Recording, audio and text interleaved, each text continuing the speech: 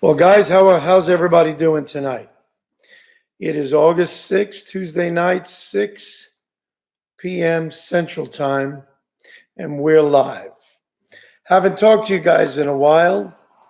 We've had a pretty busy 3 weeks, 2.5 weeks. Went on vacation to Maine. I want to talk to you guys about that. We had a wonderful time, but just lot of traveling. Lots of traveling. I had to fly from Nashville all the way down to Tampa to meet up with my wife about 2.5 weeks ago. And then the very next morning, get in here the afternoon, Sunday afternoon, first thing Monday morning, we're flying out and we're going to Bangor, Maine. Can you believe it? Leaving the sunny shores of Florida and going to Bangor, Maine. But it was great. It was a trip we talked about for a long time. We've got Oodles. Justin Turner, nice to talk. Nice to have you on board, buddy. That's one of my buddies now from Wiscasset, Maine. And he's a Mainer.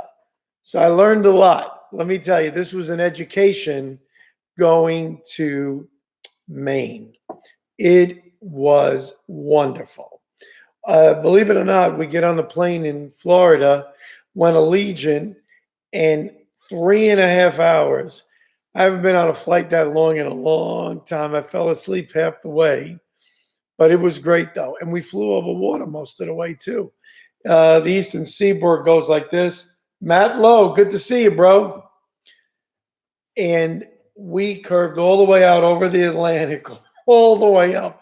Man, that's good. I didn't look out the window, but it really was interesting. I like to do destination traveling. I don't like going and hop, hotel after hotel. I left a hotel deal to my wife. She picks out the hotels and she gets one that meets her standards. Anyway, she found a really cool hotel, Hilton Homewood Suites, only a couple of years old.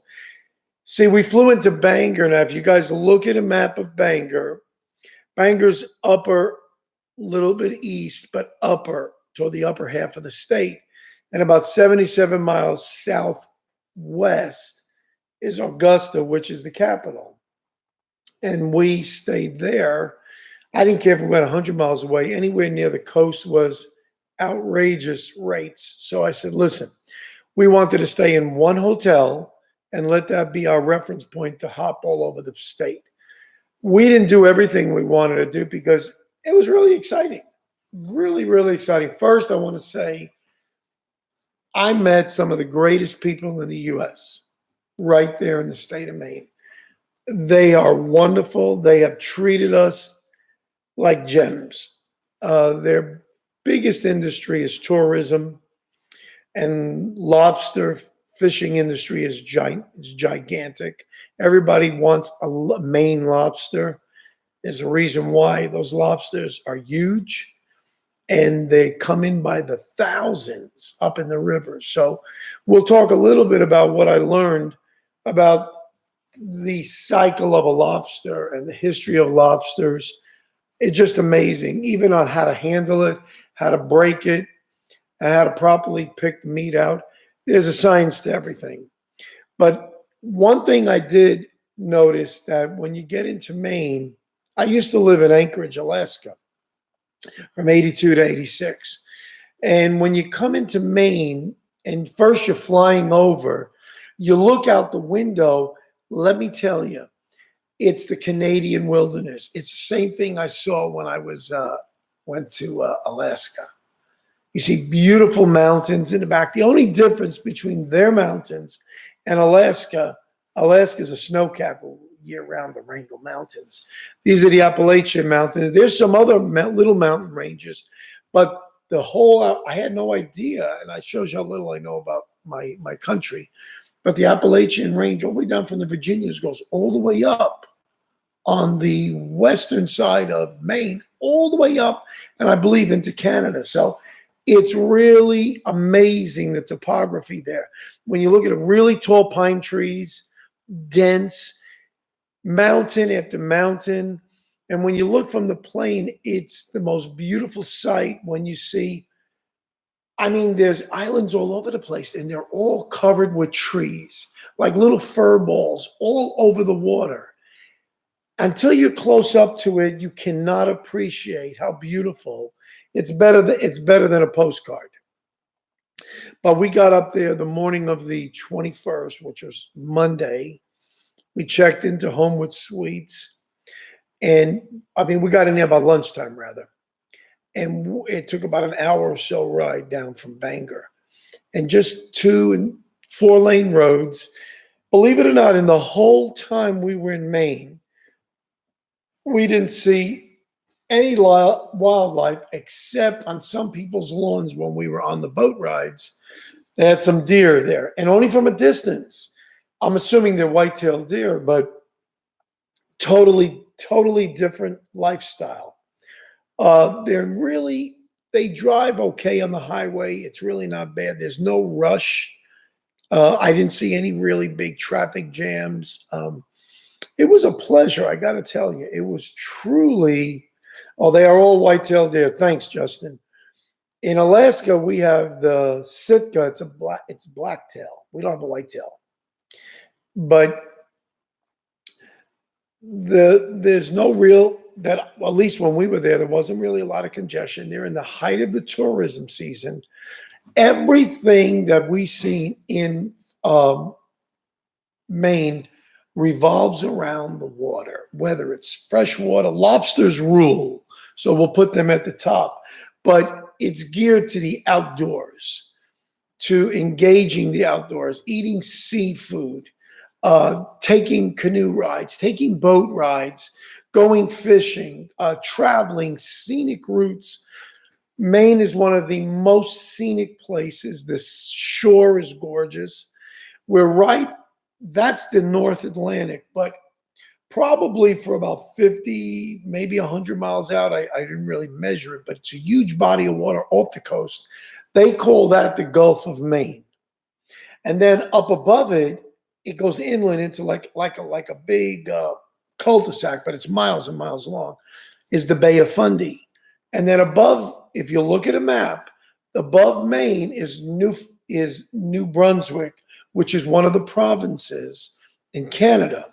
And then if you go across the water as a shortcut, you can drive all the way, probably 800 miles out of the way, make a big U-turn through New Brunswick, all the way across. You go into Nova Scotia, another province of Canada. This is God's country. I don't think Justin realizes it. And Becky, his fiance, how wonderful a life that they have there. It's absolutely beautiful. I never heard a horn beep the whole time, believe it or not. Never heard anybody honk a horn, flick somebody off, nothing. Well-mannered, really nice people. And I got to tell you, I'm from New York. Yes, I have the New York accent, the Big Apple accent, but the New England accent is just butter.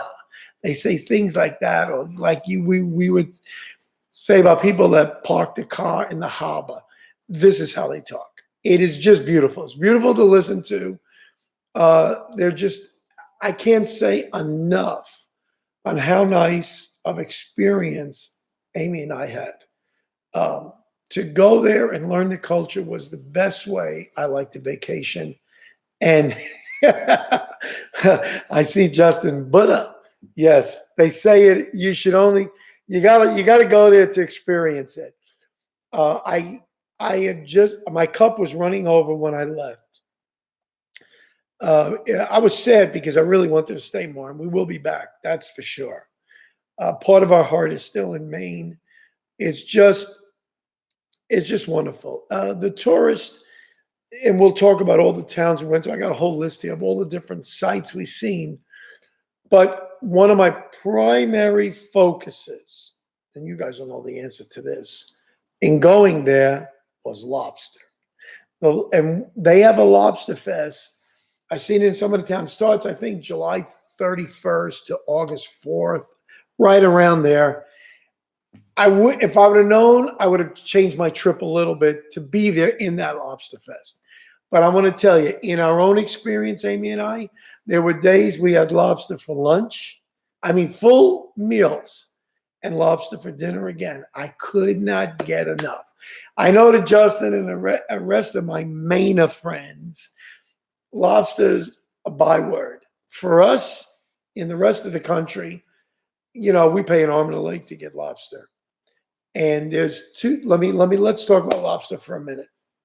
I want to set the record straight so you guys understand that there's two types. There's the type that we know, that if you go in the stores, they have the claws and they got the rubber bands on them. That's the type that come from the Atlantic Ocean. That's what's there. Maybe other parts of the world too. But in Florida, that was an eye opener to me. They have the spiny tail lobster, no claws whatsoever. I don't know how. I'm not sure how they defend themselves, but they are a softer meat. Not, I'm going to tell you, I've had it. No way do they compare with New England lobster, with Maine. No way. Now let's talk a little bit about the lobsters. As you'll see in the videos, we just posted a video on Monday. Yesterday, I posted a video in the morning on Sprague's Lobster. This is a third generation family running this, and that's Justin Turner. He's engaged to Becky Fuller. She's the granddaughter, one of the granddaughters there. I met the grandfather there. It's a family-run operation, consists of 2 buildings on the shores. I believe it's the sheepskin, if I understood him right. He had a good accent, so I'm going to bail out on that if I screw this up. But these are huge, really wide rivers. How you doing, Luke? Sheepscot. I knew I did not get that right. Thank you, Justin. Sheepscot River. Now, I want to stay focused on lobster because I can't do this in one broadcast. We'll talk about this quite a bit more in future broadcasts, but it was an eye-opener. I thought I knew lobster. I didn't know anything about lobsters. First, from Justin's future grandfather-in-law. I didn't get his first name, but he told me the story about lobsters. I noticed, you know, everybody knows what a bowling ball looks like. Well, these buoys, these are floats that look like bowling balls. And they have a string and they tie down to a lobster trap. Frank, okay, thank you. And they're tied down to a lobster trap no matter how deep the water is. Now, these lobster traps are basically 3 to 4 feet long, maybe about 1.5 foot square, 2 foot square. And I think they got 2 inlets in them, the type I've seen, because they showed it to us on some of our boat rides. And they bait these things with, Justin, you'll have to help me and tell me what kind of bait, but it's fish and maybe chicken, I understand, smelt. There's different type of baits they put in, they tie it in there, and they get the lobsters to go in there. Now, listen, they're not doing it, and not to say that they don't catch it in the ocean in nets, but these lobsters come inland for a great part of the year. And this is what Frank told me, that they, you know, everybody knows a lobster has a hard, bony shell. Well, they shed that shell. I didn't know that either, in the rivers. And it's a herring. That's right, herring and pogies is the bait. Pogies are little fish, they're bait fish. Well, they're like smelt. Well, these lobsters come upstream, navigate all the way up in these rivers. I mean, hundreds of miles inland. And you see these buoys. I'm telling you, they're littered all over the place. That if you've got a boat with a propeller, you've got to zigzag and dodge. Now, the jet-propelled ferries and others, they can go right over. They don't hurt nothing. They don't get tied up in the string. But these things are hundreds and thousands of them, litter all the bays, the inlets, the rivers, all the way upstream. And so the lobsters come in. I believe they spawn They drop their hard shell. And Frank told me when it comes to fall, I guess when it starts getting cold, the lobsters then retreat back to the ocean. And when they get back to the ocean, when they let go of their hard shell, you can buy. I learned something. When I went to one of them, they said HS or SS lobster. What are you talking Greek? I didn't know what he was saying. So hard shell or soft shell? And I said, what the heck is a soft shell? And I looked, as you'll see in some of the videos that we have forthcoming. We got a boatload of videos. You look in the tanks, and all the lobsters look the same. And the guy there told me that the shells always retain the same color formation and the pigmentation, but it's a soft shell. The meat is sweeter, but you get less meat per pound. Like if you buy a pound and a quarter lobster, you'll get more meat in a hard shell than you will in a soft shell. I don't know the answer to that, but that's just the facts. And the meat is definitely sweeter. Well, let me tell you, I wasn't disappointed at all in all the many, Justin's fact checking me as I tell you this. I'm going by memory. I felt like a sponge. I soaked in so much. When I was a lot younger, I just would go into a place. I want to see sights. I'm moving, hop, skip, and jump. I didn't want to do that no more. I really enjoy traveling. I enjoy my fishing. We made a lot of experiences here and made tremendous friends here. So the lobsters we had were all hard shell. And now we started, let me see, I have a note here on the lobster. There was something else I wanted to say. On the come up the river, it's great, so they come up right. Now, the female lobsters, they can catch male and female lobsters when every 2 to 3 days the fishermen are required to check their traps. Now, let me say a little bit about that because these are things that are coming up in my mind and I need to, so I can put a picture in your mind.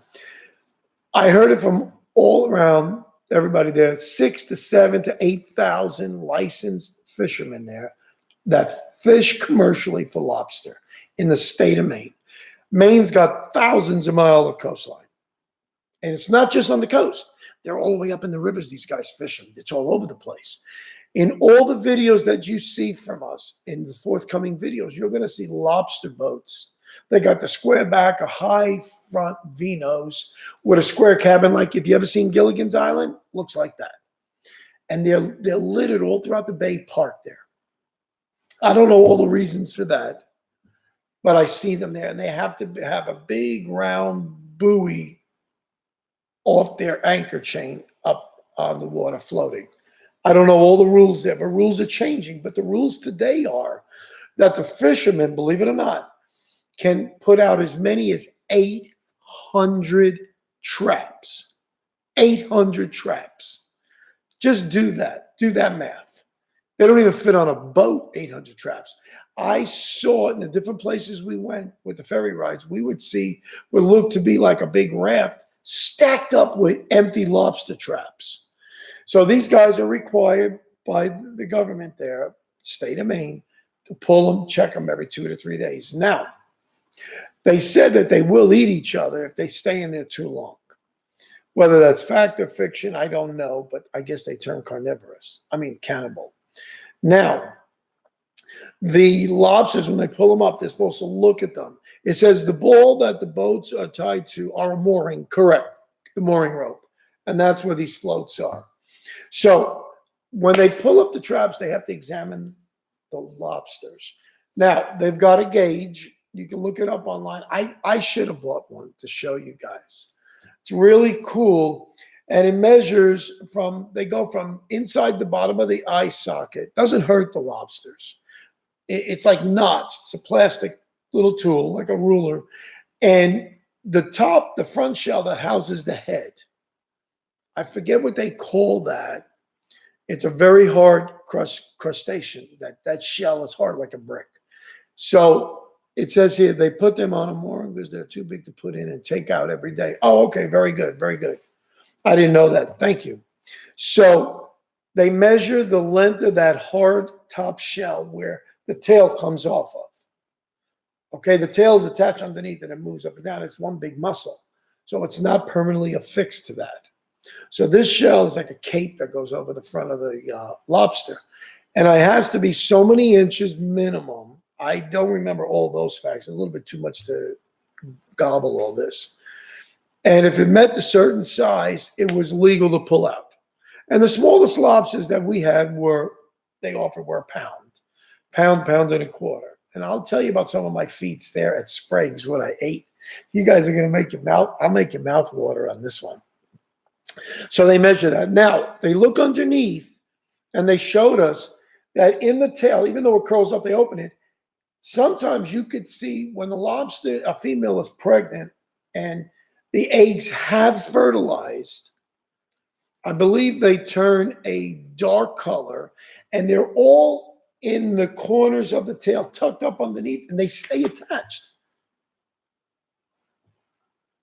And when the fishermen see that they're pregnant, they have to notch the tail. If I've got that right, Justin, you can correct me, but they put a little notch on there, and then they throw them back in so that if a future lobster fisherman pulls it up, he sees a notch. Hey, it's already been tagged as a female that's pregnant. They throw them back in the water. Got to keep it going. Now, let me tell you about their eggs.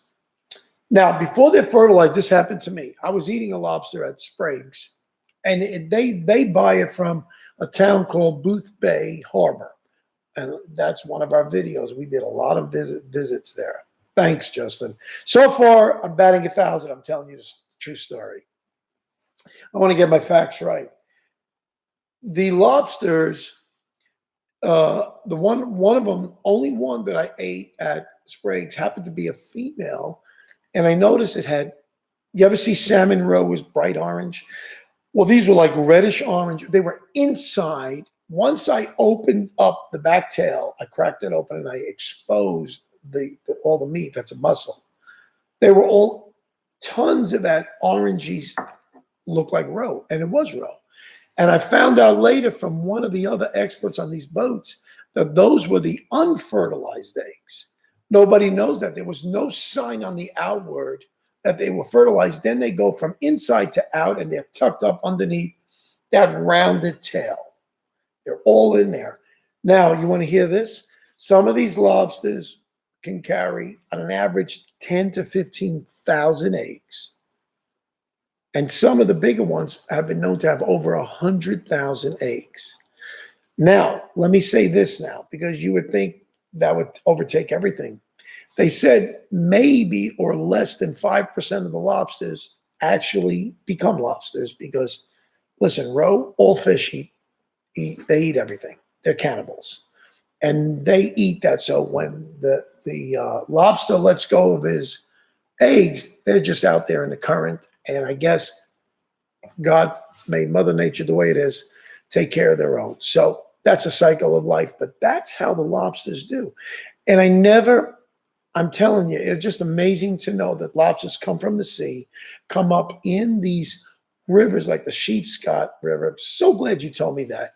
The Sheepscot River is a salt river, saltwater river. And I'm sure as it goes way inland, it becomes brackish and then freshwater. But remember, everything comes from the lakes to the rivers, dumps in the ocean. Now, I won't say all the rivers, but the Sheepscot River and others, and the bays are infused. They are littered with booby traps, with these buoys with lobster traps. It's amazing. It's a sight to behold. I took so many pictures of it. It was just something I'd never seen before. So that's some of the facts about lobsters. Now, from what I understand, the local government there, or the feds, I don't know who's responsible, they're going to now, because they think there's tree huggers in every state. There's the wrong people in office in every state. But I think some of them think that the ecosystem might be getting unbalanced, too much harvesting of lobsters. I don't know if it's true or not. I know that they're one of the biggest producers of lobsters for our country, Maine lobsters. Oh yeah, and other cold waters too. So they want to cut now the quota for the fishermen. They want to knock it in half to only 400 traps. And I think that's coming up very soon now. They're going to be cutting it down in an effort like Florida does this. Florida this year, because of red tide, shut down trout, they shut down the redfish, and they shut down the snook till next spring or summer, till they relieve it. A whole 12-month period. And anyway, every place has their local wildlife commission, and they make the rules. So what can you do? What can you do? In any event, that's the history of lobsters. I learned, you'll see in some of the videos, I learned how to hold them. They've got their main claw, and then they got a pincher, which is more slender. And the big claw is what they do to kill and apprehend their prey. And then the pincher claw will go there, tear it apart, and then feed it to the lobster. Very, very, very cool. Just really interesting, all about that. We went, I had to put notes here. There was so many things that we did. The first place, now when we first came in, oh, the big claw is called the crusher claw. That's correct. I forgot that. You've got, and again, I should have kept the claw for a sample. That would have been cool. Maybe I'll get Justin to mail me some of this stuff and I'll show you guys this. But they got the big crusher claw, and I'm telling you, that thing will break your wrist. That's how strong these things are. That muscle is phenomenal. That's what we eat. Because in those claws are gigantic pieces of meat. Well, I'm going to give you a list, Justin. He just said he can do it. I said, I'm going to put your money where your mouth is. I'm going to give you a list of some things that I want to show people because I want to show up Maine. Maine is definitely the place to travel to. If you like the outdoors, if you appreciate God's wonderful world that he made, the fishing, the seafood, the people, it's just over the top, over the top. It's just, it brings back, for me, the most fondest memories of Alaska. My middle daughter, she's online now with some of my grandkids. She was born in Anchorage. She's my little Eskimo. It's just beautiful. It's another world. They're about 1,300 miles from Florida, probably about 1,000 from 1,000 or better. Oh, probably about close to the same thing from Tennessee as well. So you might as well went to another continent. That's how remote, and it's different than the way a regular metropolis is. Downtown Bangor, yeah, it's busy. There's high rises there. We didn't spend a lot of time there, but driving through it, we saw it on the overpasses. It was nice. We really didn't stay in Bangor per se because the next time we go, we'll see. We took Allegiant Airlines, which was the cheapest. We got round trips for under $170. That's ridiculous from Florida. And you got to book it 2 weeks in advance. It's just ridiculously how cheap that was. But then you added the after the airfare, then you got to pay a la carte for your luggage. So we both spent another $220. We dropped probably $1,500. I think it was $1,400 in car rental for the whole 10 days. This is a 10-day trip. That's what it took. So everything was in budget is what I thought it was going to be. And we never went over budget on anything there. It just wasn't that. It's not that type of country to do that. Now, if you went on a big game, a hunting trip or fishing there, you'll drop some money staying at these remote village camps. That's a different thing entirely. That could be anywhere in the world. And Maine is definitely in the top if you want to go there. But our first, I'm trying to recollect chronologically what we did. Our first stop when we came, this is great. We checked into the Homewood Suites that Monday afternoon and looked it over. It was absolutely beautiful. Then I said, listen, I got to find someplace that's selling lobster. I mean, I didn't have to go but a couple miles down the road. And we went in a little town called Hallowell.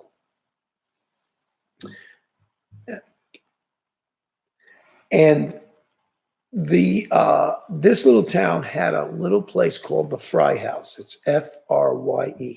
I've got a video coming on that. We did a whole video on that. We met Hans and Debbie, the owner, and I want to give a big shout out to them for just being so kind with us to sit down with us. They were in there checking on their restaurant there. It was just a small house with maybe 8, 10 tables. And it looked more like you would order to pick up to take out, like a takeout place. And a small little counter, but man, can they put out the food. And that's the first experience for me and Amy in Maine having fresh lobster. Everything there is fresh. Everything's caught. It's not shipped in. It's caught from those waters. So I never heard of a lobster sandwich. It was delicious. They average about $18 to $23 for a lobster sandwich, but you got to see it. It's almost like a huge piece of French bread or challah bread, curved. And I'm telling you, they got the better part of a whole tail in there, all cut up. It's just bunching out. It looks like a banana split. Pitch it out, everything overflowing. That's a lobster sandwich. All I can tell you is that I still want to eat another one. They were so good. That was the first one. I forgot what else we ordered. Clams there. Now, something I noticed too, not just at the Fry House, but at other places we ate, the clams there, they said I didn't understand it, that they came from the local waters. Those came from Massachusetts. And it looked exactly, and I think they were the Ipswich clams. The first time I came across that, if you guys check one of our videos on Speaks Clam Bar in Sarasota, top-notch restaurant, he served us Ipswich, Ipswich, Ipswich clams. They're a little long, pointy thing, totally different than a little neck clam. That's round body, like it looks almost like a oyster, totally different. And we had those. I was stuffed when I left there, but I got talking to the people there. We took some great photos, and then they said, "Hey, the owners are here." Because I said, "Listen, I want to do a YouTube video on you. Can you guys show me the process, how you make it, how long you've been here?" It's amazing, the Fry House, and I hope they're online. I hope they hear us saying that, but. We made some dear friends there. Hans has been in the restaurant industry, has done different exploits like this. And this one here, he really likes. He gets absolutely gets his fish all local from Booth Bay and some of the other local harbors there. He negotiates and he buys the better lobsters, the better fish. He doesn't skimp like I think he said with the haddock. He said the locally caught haddock, you'll get small, thin fillets. I don't think, if I understood him right, they grow really big there. But if you get in the cold, if you go out to sea, you're going to get bigger ones. In the North Atlantic, you go out to Alaska waters. The haddock is in the family with pollock. Hey, my honey's on the line. Hey, honey. Oh, cool. I got a correction at Sprague's.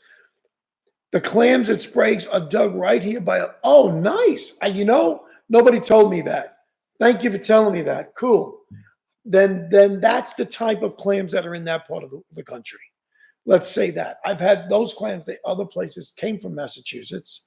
So I guess Sprague's are caught right there at the Sheepscot River. It is oodles and oodles of sea life. Oodles and oodles of life everywhere you go there on the water. There's activity. Everything revolves. That state, I'm telling you, is a coastal state. The sea is a big, big industry. And it brings in people from all over the world to eat their lobsters, to enjoy their fish, to enjoy the culture over there. It's just beautiful. Time doesn't suffice tonight. I knew this was going to happen. But there's just so many really cool things to talk about. I'm emphasizing the things that were really important to us. Eating is a big deal. Some people eat to live. I live to eat. And I live to eat good food. I remember the places I have really outstanding food. Speaks Clam Bar in Sarasota was outrageous. come here to Maine. Outrageous, all these places. And for them, it's just normal. You go down the street and you see, I guess you call them shacks, but they're glorified shanties. And they got a sliding window, like you would go up to a hot dog stand like that. And they're like buildings. And you just order fresh lobster. I mean, it's like you're living in a make-believe world. You don't get that over here. You get hot dogs here or hamburgers. You don't get that. But over there, that's so common. I'll tell you a funny story we heard, and these are facts. And I'm not going to tell you the town because it'll come up in one of our videos, but we went on a trolley ride one time. And in the trolley ride, the guy was talking about the history of lobsters, that it's been a mainstay for Maine for the longest time. Well, back in the day, in the 1800s, I think it was, early 1900s, the prisoners there, and I don't want to reveal where the place was, all they had to eat. Oh, yeah, my wife is saying so much fun. She loves the lobster shack. Oh, yeah, the lobster shacks were the bomb. And all these prisoners, we laughed our heads off when we heard this. They were feeding the prisoners back in the day, before they were known today as a specialty, exquisite dish. They were feeding them lobster 7 days a week. And would you get this? The prisoners complained. Can you believe that? And they said, man, we're sick of lobster. How many ways can you make lobster? Every day, day in and day out, lobster. And at one time, the trolley guy told us that it was considered a trash food. Can you believe that? Send it down this way if you think it's trash. Just like the puffer fish or the blowfish. Still to this day, people think, oh, that's a garbage fish. That's chicken of the sea. If you know how to cut that and peel like you would do a chicken leg and peel the skin backwards, that tastes as good as a chicken leg. I've had that since I was a little boy. But some unknown facts, and certain ethnics, we're Italian. We love fish. So we eat a lot more fish than the normal American. And we'll eat bluefish. Some people say it's oily. Just to give you an example of different cultures, will delve deeper in certain things than other cultures. So the culture in Maine is fish, it's lobster, it's seafood, it's fishing, it's harvesting cod and I don't know about pollock, but I know haddock is a very big dish there. And Sprague's, I had their haddock. It's outrageous, and everybody fries it.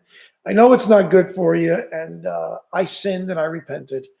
I'll go back to not eating fried foods hardly at all, but that's something that's hard. It's hard to get your food delivered any other way there. But the lobsters are so plentiful there. The last place we went to before we got to the airport, we were about 15 minutes, 20-minute drive away. My wife's a shopaholic, okay? I go with her. I like going to some of these little stores. And so in one of these stores, I was sworn to secrecy. Can't say where. I talked to the girl at the counter. I bought some T-shirts there. I like the Maine stuff. I'm a true tourist when it comes to that. So we asked him, is there any, this is a stab in the dark. I was praying, please, please. Oh, Justin says, fried haddock is very hard to pass up, even for a born and raised Mainer. Yeah, I know it. Tell me about it. It's hard to pass up for me from New York and now Tennessee. It's so good. If it's lightly battered, oh man, you think you're in heaven. And that's big, like 1.25 inch cubes of delicious haddock. You get that in the deeper waters. And I went too fast. Let me go back to Fry House. That's what Han said. When he gets his haddock in, he doesn't get the local ones that are caught inshore because they're smaller fish, small, thin fillets. He says, I pay more money and I get the better ones that are caught in deep water. They're thick fillets and I can get nice, thick chunks. Well, I'm telling you, that resonates with me. That was the truth. There's a big difference. And he really put his money where his mouth is. He has a great, great restaurant. If you guys are ever in, and this is right in the suburbs of Augusta, and hopefully I pronounce it the way they pronounce Augusta, Maine, not Georgia. Hallowell, Hallowell. Little country towns. I'm telling you, we have so much else to tell you about the rivers, but the Kennebec River is, I think, the second largest tributary river that empties into the Gulf of Maine. And this goes goes over 100 feet deep. That's ridiculous. It's absolutely gorgeous, but you see lobster boats parked all over the place. Guys are fishing it. Stripers come in there, striped bass. It's the same stripers I catch here in Montauk. And even in northern Florida, in the St. Johns River, they got river run stripers. So the stripers by themselves have migrated all over. They have been implanted from the East Coast to the West Coast. And they're in very cold waters. They do good in the middle 50s to the low 60-degree temperature range. Well, oh, my wife says, truth is, I did more shopping than I did. Well, I don't know. That's we can haggle over that.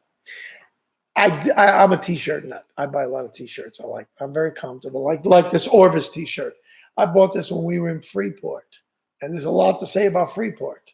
I found a cool Orvis shop, and I go there and I look for the sales and stuff, and it was fun. But the Fry House had great haddock. Sprague's had great haddock. Obviously, we were there for lobster. So getting back to Bangor, I'm jumping all over the place. I don't need to do that. So we asked the girl at the store, it's a national chain. And she said, yes, you want to go to McLaughlin's? Because I said, you're a local homegrown potato? She says, yep. I said, where can I get lobster? I'm going to the Bangor airport. I got 3 hours to kill, and I'm not sitting at the airport. Justin, you're a hooded sweatshirt. I love hoodies too. I should have said that. And Becca gets me. Good. All right. Yeah, all us guys think the same. I bought sweatshirts, hoodies. That's what I wear. Pullovers. Fishing. I just like that. The zippers, they just get in my way sometimes.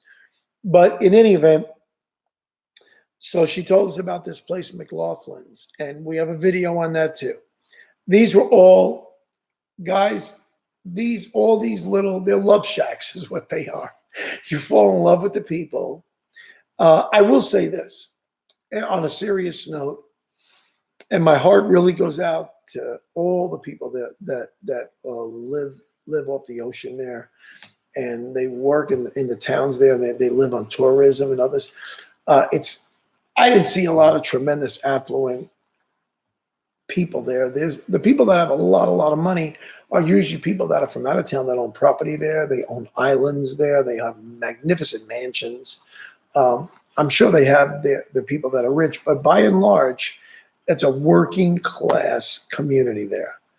And I got to tell you, my heart goes out to them. I'm blue collar as well. I appreciate it. I appreciate, Justin, what you do, buddy. Keep up your hard work in the auto industry. The Lord will open up another door for you if you're looking to go up the ladder.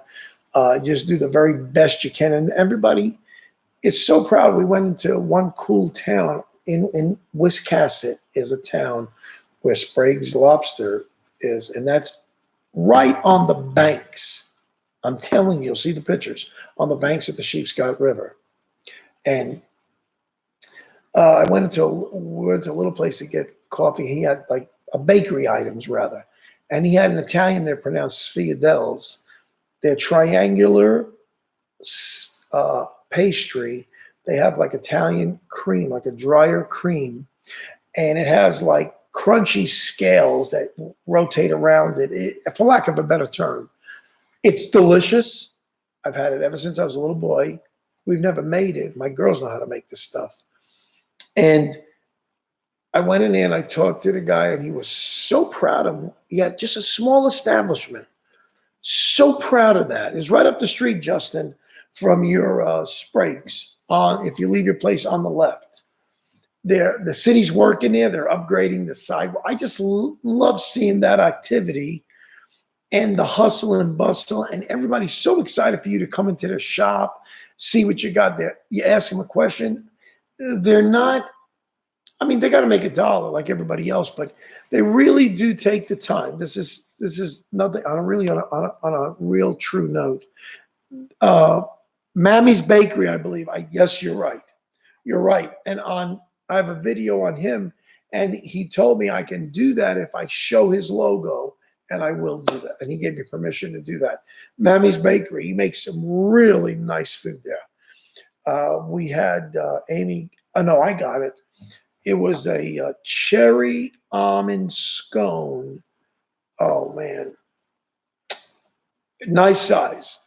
When I say nice size like that, nice big slice. We made it into like an 8 or 9-inch pie. I've had different scones than that. When I fish in Montauk Point, in the town there, they don't let any big chains come in. You don't see no Walmarts, no McDonald's, nothing. They keep the local community alive that way. Well, they got a place called the Montauk Bakery, and they got some Jamaican women there running the place. Whether they own it or not, I don't know.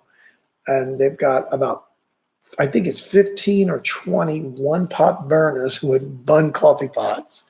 I'm telling you, this is the bomb. And I had scones there that I'm telling you, I thought it came from another planet. Everybody knows what a cream puff is, a really big cream puff. You know what it looks like. It looks like a popcorn on steroids. They're real big. Well, let me tell you, these stinking scones were like cream puffs on steroids. They were this big. They were like, I don't know, a 6-inch, like a little basketball 6 inches around. That's how big these things were. They were huge, stuffed with raspberries or fresh blueberries. That's how I know scones. And I would eat 2 of them for breakfast. They were huge. That pastry dough was outrageous. So, you know, when you're fishing, let me tell you, you throw your diet completely out the window. That never works. You can bring black coffee, but that's all you can. And you scarf up anything that looks like food along the way, you scarf it up. That's just the way it is, because you got one thing on your mind. I got to catch striped bass. I got to catch the bluefish. I got to get to the shore. You know, that's how guys are. We get a little crazy at times. But I saw a different element there in Maine. Nobody was hyper. I really mean it. Nobody exhibited that. They took their time to talk to us. I asked a lot of questions when we were at Sprague's. All right, Justin, I'm going to take you up on that. I'm mailing some lobster to me. I'll take you up on that. But the everybody was so courteous. I didn't understand what you'll see in the video. I took a picture. There's a JPEG in the video where I did a still shot of all the different things, from cheeseburgers to chicken to lobster to haddock. They served everything there at Sprague's. And just to ask, hey, what's a lobster sandwich? What's this? How do you sell your lobster? I didn't know. I didn't know this. I learned that the basic meal, they have a basic dinner for $29.99. And again, all of this is in the Sprague's lobster video that was posted yesterday. So you guys, if you haven't checked it out, check it out. And I even took pictures of some of those claws. Let me say one other fact about the lobster that Becca taught me this.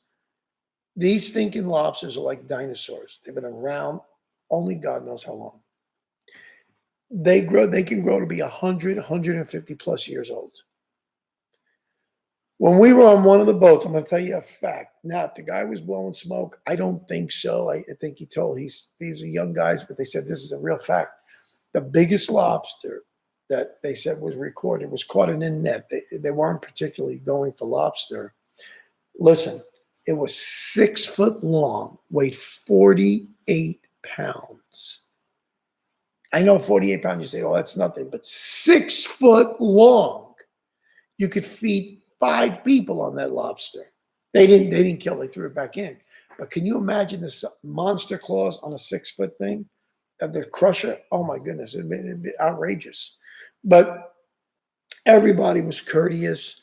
Sprague's does something really nice. And I give a big shout out to Frank and his wife. You guys are the bomb.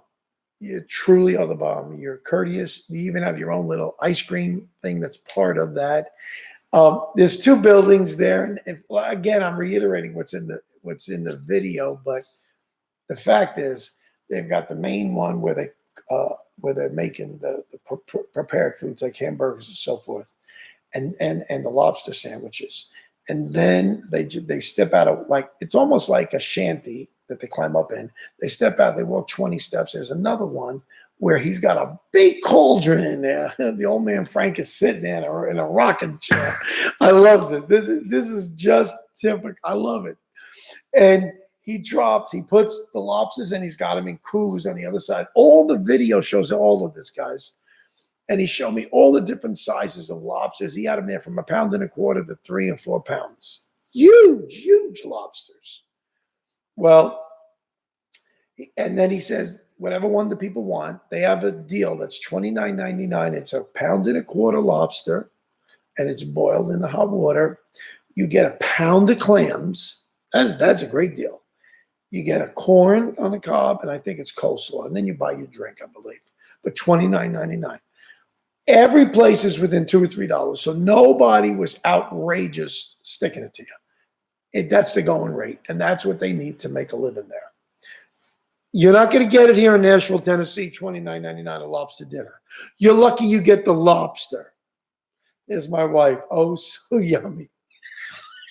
It was more than yummy. I'm salivating for lobster right now.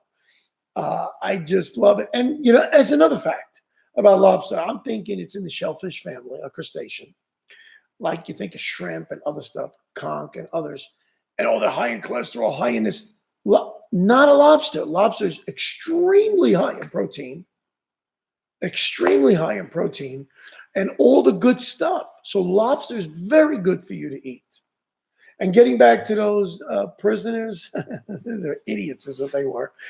They knocked it down to 3 days a week, lobster, and they gave them other food. I forgot what the trolley driver told me. Amy, if you remember, you got to tell me. But they fed them.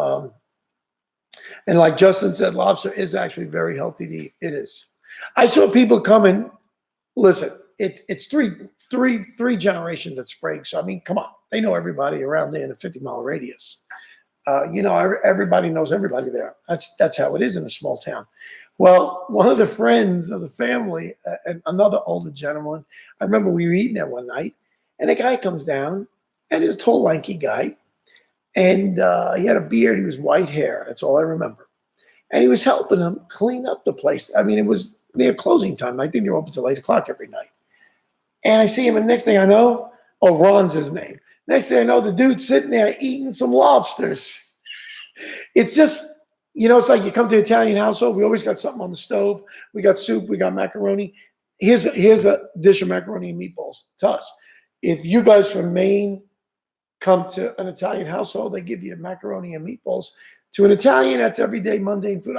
You see one meatball. No, not to you guys. And others, my next door neighbors in the previous home we lived in, we said, my wife was going to make them dinner, and we always had them over, good family friends.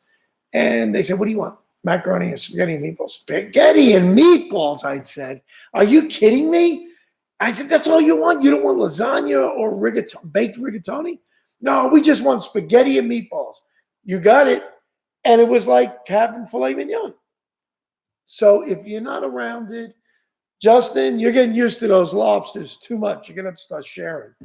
I loved it. So we had, they went through the trouble of teaching us, and you'll see it in the video. I know I'm reiterating. For some of you guys, this is brand new. There's a way to crack the shell. And listen to me. She brought me a lobster one time. I was shocked. And she brings out a rubber mallet. And I said, what am I supposed to do with that? She says, there's no way you can take a nutcracker and crack these shells, not the big ones. Their normal dish is 1.25 pounds, maybe 1.5 pounds. Well, let me just tell you, I go for the gusto. So we ate at Sprague's 3 or 4 times. We kept coming back. I went 20 miles out of my way. wherever I was, I planned it that on my way back to the hotel, we're eating dinner at Sprague's. I didn't trust nobody else. I was so at home with them, and I love the environment. And I love sitting by that Sheepscot River is absolutely gorgeous. It's just Justin doesn't really. Oh, Jeremy Miller, nice to have you on board, man. I really like that they had a walkthrough for how to eat lobster. I often tend to stay away from things just because. Hey, join the club, man. The things we don't know, we stay away, and we're probably missing the best things in life. We asked questions. They were so kind to explain it to us. I'm telling you, this isn't hype. If when we go back to Maine, because we are, you can be sure I'll be going back to Sprague's again. You can be sure. There were other great places. It's not to knock anybody. But I got buddies over there now. I got friends now. I got friends in high places now that have lobster. And the lobster was tremendous. And just learning. So part of my video yesterday, if you look at Sprague's Lobster, you'll hear some Spanish people speaking in the background. I videoed her. If the customers will pay a little extra money to them at Sprague's, they will break the lobster down and pull all the meat out for them. Because most people, you know what's going to happen? A lot of the meat's going to go in the trash. And it's going to be a waste of a great, great fish. So, a crustacean. So, Becky went and she brings out a rubber mallet. And she got those blue shop towels. I mean, this is hysterical. I would have never dreamed in my wildest dream that's how you do it. She puts a shop towel over them, and the things are red hot coming out of it. Puts a shop towel on there, and bam, just smashes these things. Justin, that's a good laugh, huh? It's the truth. She just freaking smashes it. She got to crack that big head. There's no way you could break it. Even that tail, it's something else. Yeah, Amy says, tough life having lobster 3 times a week. Yeah, well, we had it every single day for 10 days. I must have had 12 to 13 or 14 lobsters. I don't regret any one. I didn't have enough. That's all I could tell you right now. And she would crack it, open it up, and then you'll see again in the video. Forgive me for keep saying that, guys. But you'll see Amy, Frank left his perch there watching all the boiling lobsters. Because he would take the lobsters when you ordered them, put them in it looked like a canvas net, a netting material, tie it, and just drop them in that boiling thing. So it's instant, they were dead. Well, and they're cooking. And she asked me, she says, how do you clean up a lobster? How do we pick the meat out the right way? He said, I got just a thing for you. I wrote it up. So in their little placemat, it's a paper thing. It says how to eat a lobster. It's really cute. You guys can zoom in on the thing. And it listed in there how to cut it, how to, the little legs. If there's meat in there, nobody ever really, I don't think you get any meat out of there like you would do a crab. I think that's different. But the tail, like Amy would show me, sometimes I see people twisting them off. You probably lose a lot of meat. You just bend it back, and you're going to laugh at one of them. And they did, and the thing just shot out. I got it on my shirt. It was hysterical. That's when Becca was doing it. She was cracking, and the thing just exploded. But you break the tail out. Now, these guys had 3-pound lobsters. So 3 different times that I remember we ate there, not counting lunch, we went there one day too. We had a 2-pound lobster. Amy ate a 1.25 pounds the one night. I ordered a 2-pound. The next time, Amy had eaten already, and I said, man, I got to have a lobster. So I went there, and I said, how big are your lobsters? So I went in there, and he pulled one out. It was 3.54 pounds. That was a freaking beast. That was the biggest lobster I've ever handled. And I held it. They let me hold it live. They weighed it 3.54 pounds. And the way they do it there is, like I said, the main meal is $29.99 for 1.25 pounds lobster. Anything over that, if you want a bigger lobster, it's $15.95 a pound. And I'm sure that's all subject to change as availability. But at this point in time, they're $15.95. And let me tell you, Justin, just so you know, you could tell Becca, that's one of the best prices. I didn't see anybody else that I can remember that sold it less money than $15.95 a pound. Very good. So, in any event, I get a 3.54 pound. that night, holy mackerel! I had a lobster. This was the night we both had lobsters and everything. So I took the two. We ordered two dinners. I said, "Look, let's change it around. I want a Yo Mama lobster." So I got that. I paid extra. I mean, we dropped like $111 that night. But what we ate, $200 wouldn't have bought it in a restaurant anywhere else in the country. Can you imagine a 3.5, 4 pound lobster anywhere else? The lobster alone would have been $100. I had it at Morton Steakhouse one time for my daughters. It was a 2.5 pound lobster. I paid $76. And this was 20 years ago. $76 just for 2.5 pound lobster. And I'm here gorging on a 3.54 pound.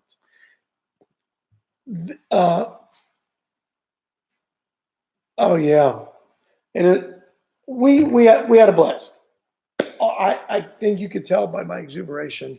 We've spent an hour tonight. I haven't got past Sprague's Lobster and the Fry House. Some genuine people. I like to when I go on vacation.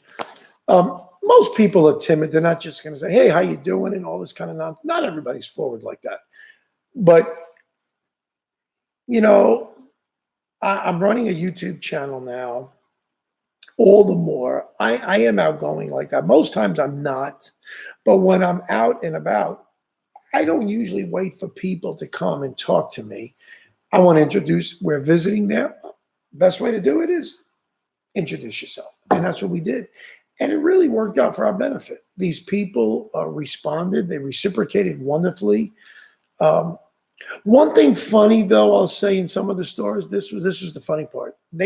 Some of the people didn't even know their surroundings there, and they were there all their life. Like in the Orvis store, we wanted to know where the nearest water was. And we're in Freeport now, Maine. And we were on the way to, I think it was Rockland. And Amy will have to correct me if I'm wrong. So we stopped at Freeport. I didn't know what was in Freeport. Well, that's the home of LL Bean. And I'll have a video on that too, showing you that. I had no idea it was so big. And the guy consumes the town. But they have a beautiful harbor there, a marina, about 4 or 5 miles away. And the saltwater, these marinas are all over the place. So these towns are all nestled in and around the coast.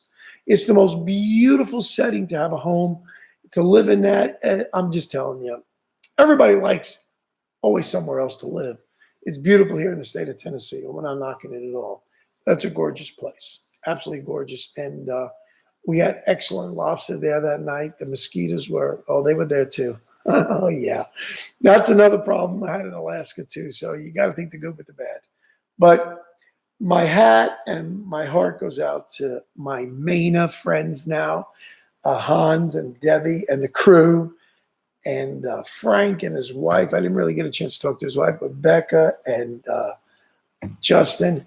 You guys are just wonderful people. I'll always be talking about you. And this was just tonight, but I have so much more to talk about the rest of the places we went to. I couldn't do it in one session.